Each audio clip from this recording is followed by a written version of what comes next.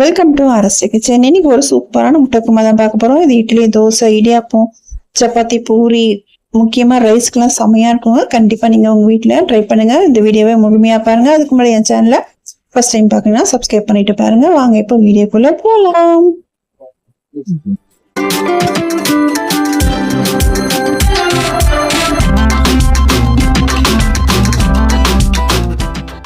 First அடுப்புல ஒரு கடாய் வச்சுக்கோங்க. நான் ஒரு 3 டேபிள் ஸ்பூன் எண்ணெய் சேர்த்துக்கிறேங்க. இது கொஞ்சம் எண்ணெய் அதிகமா இருந்தா நல்லா இருக்குங்க. எண்ணெய் சேர்த்துட்டு 1 ஸ்பூன் சோம்பு, 2 பட்டை, 3 லவங்கம் சேர்த்துக்கோங்க. உங்ககிட்ட கல்பாசி இருந்தாலும் சேர்த்துக்கோங்க, நல்ல வாசனையா இருக்கும்.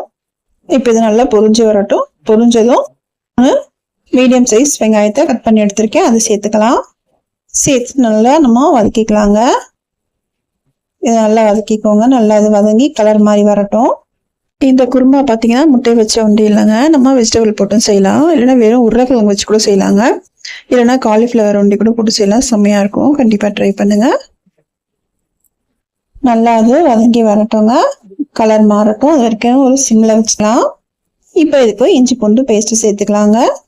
இஞ்சி பூண்டு பேஸ்ட் வந்து ரெண்டுமே நான் சம அளவு தாங்க எடுத்திருக்கேன். இஞ்சி ஒரே அளவு, பூண்டும் அதே சமமாக தான் எடுத்திருக்கேன். அதாவது 2 டேபிள் ஸ்பூன் இஞ்சி பூண்டு பேஸ்ட்டுங்க. சேர்த்துட்டு இஞ்சி பூண்டு வாசனை நமக்கு அந்த பச்சை வாசனை போகிற வரைக்கும் நம்ம நல்லா வதக்கிக்கலாம். இப்போ ஓரளவுக்கு நல்லா வதங்கிடுச்சு. இந்த சமயத்தில் ஒரு 1/4 ஸ்பூன் மஞ்சத்தூள், இது கூடயே இதுக்கு தேவையான உப்பு. நான் கல் உப்புன்றதுனால கையில் சேர்க்குறேங்க. உப்பு நீங்கள் பார்த்து சேர்த்துக்கோங்க.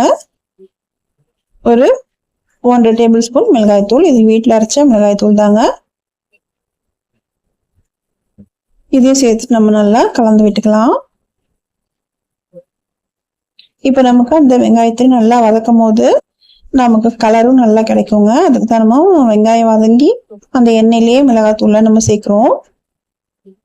இப்போ ஓரளவுக்கு நல்லா அது வதங்கிடுச்சு. இந்த சமயத்தை தக்காளி சேர்த்துக்கலாம். தக்காளி சேர்க்கும் போது கொஞ்சம் அதை நல்லா புழிஞ்சு சேர்த்துக்கோங்க. உங்களுக்கு முடிஞ்சா நீங்க அரைச்சி கூட சேர்த்துக்கலாம். நமக்கு அந்த திக்னஸ் அதிகமா கிடைக்கும் குழம்புக்கு, அதுக்கு தான். இப்போ நல்லா அது வதங்கி நமக்கு நல்லா பிரிஞ்சு வரணுங்க. அது வரைக்கும் நல்லா அது வதங்கட்டும்.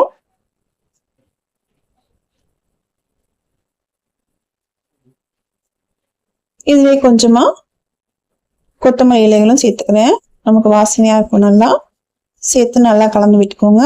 இது நல்லா வதங்கி நமக்கு நல்லா பிரிஞ்சு வந்து வரணுங்க. அது வரைக்கும் ஒரு சிம்ல இருக்கட்டும்.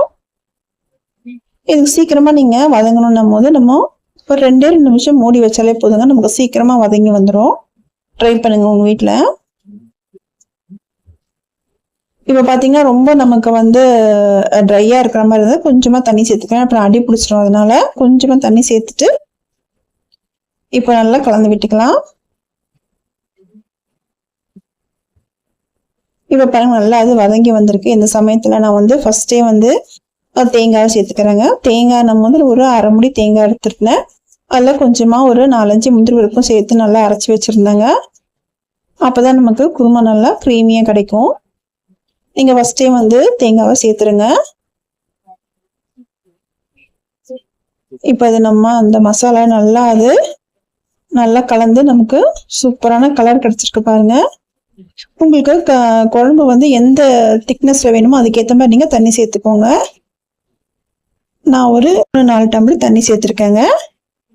இது நல்லா இப்போ நமக்கு நல்லா கொதிச்சு நல்லா சுண்டி வரும். இப்போ பாத்தீங்கன்னா தெரியுது அவங்களுக்கு கலர் செம்மையா வந்திருக்கு.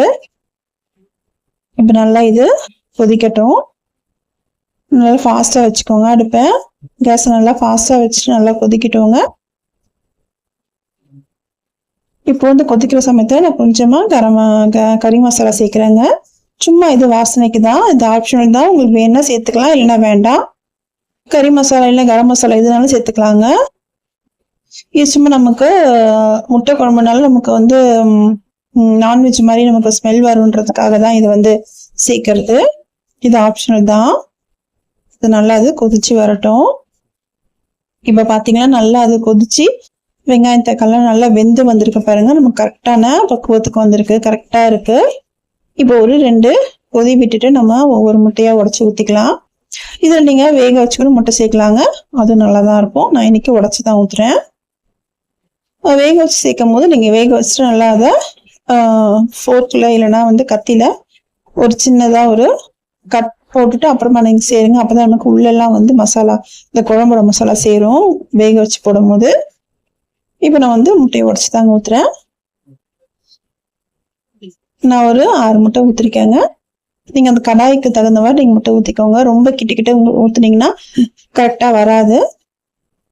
இப்போ ஒரு 5 நிமிஷம் ஆச்சு. இப்போ உங்களுக்கு தெரியுதா, அதே நல்லா எழும்பி மேலே வந்திருக்கு பாருங்க. நம்ம எதுவுமே பண்ண வேணாம், முட்டையை ஊற்றிட்டு சிம்மில் வச்சு மூடி வச்சாலே அது அழகாக நமக்கு எலும்பி மேலே வரும். அப்போ நமக்கு தெரிஞ்சிடும் முட்டை நல்லா வெந்துருச்சுன்னு. இதை நம்ம அப்படியே திருப்பி போட்டுக்கலாம். திருப்பி போடணுன்ற அவசியம் இல்லைங்க, தேவைன்னா திருப்பி போடலாம். இதுலேயே நல்லா அது வெந்து வந்துடும். அவ்வளோதாங்க, நமக்கு சூப்பரான முட்டை குருமா ரெடி ஆயிடுச்சு. இது இட்லிக்கு, தோசைக்கு, இடியாப்பத்துக்குலாம் செமையா இருக்குங்க. ரைஸ்க்கும் சூப்பரா இருக்கும். ஒயிட் ரைஸ்க்கு கண்டிப்பா உங்க வீட்டுல ட்ரை பண்ணிட்டு உங்களோட ஃபீட்பேக் சொல்லுங்க. லாஸ்டா கொஞ்சமா கொத்தமல்லி சேர்த்துக்கலாம். இந்த வீடியோ பிடிச்சிருந்தா ஃப்ரெண்ட்ஸ் அண்ட் ஃபேமிலிக்கு ஷேர் பண்ணுங்க. மறக்காம அரஸ்டி கிச்சனை சப்ஸ்கிரைப் பண்ணிக்கோங்க. இன்னொரு நல்ல வீடியோல நம்ம பார்க்கலாம். தேங்க்ஸ் ஃபார் வாட்சிங்.